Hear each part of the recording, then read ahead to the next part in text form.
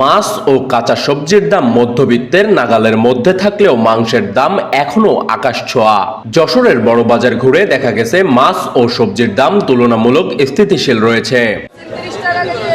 বাজারে মাঝারি আকারের রুই মাছ বিক্রি হচ্ছে প্রতি কেজি 250 টাকা থেকে 350 টাকায়, পাঙ্গাস 180 টাকা ও তেলাপিয়া মিলছে 160 টাকার মধ্যে। তবে দেশি মাছের দাম এখনো তুলনামূলক বেশি। অন্যদিকে কাঁচা সবজির বাজারে কিছুটা স্বস্তি ফিরেছে।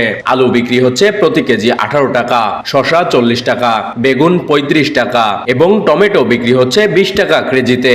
তবে কাঁচা মরিচের দাম এখনো বেশি। খুচরা বাজারে কেজি প্রতি প্রায় 100 থেকে 120 টাকায় বিক্রি হচ্ছে। এই যে প্রথম দিকে যে দাম ছিল তার থেকে এখন অনেকটাই কম।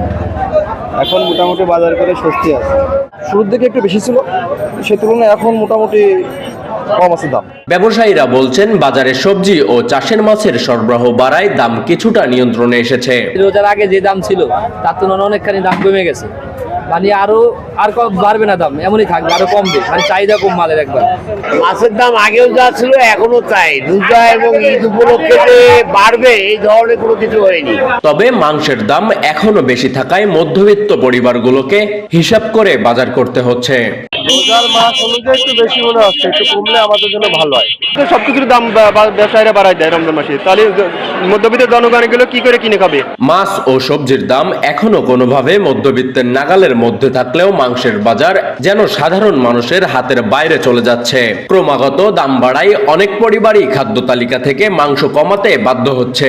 বাজারে স্বস্তি ফেরাতে দ্রুত কার্যকর পদক্ষেপের দাবি ভোক্তাদের।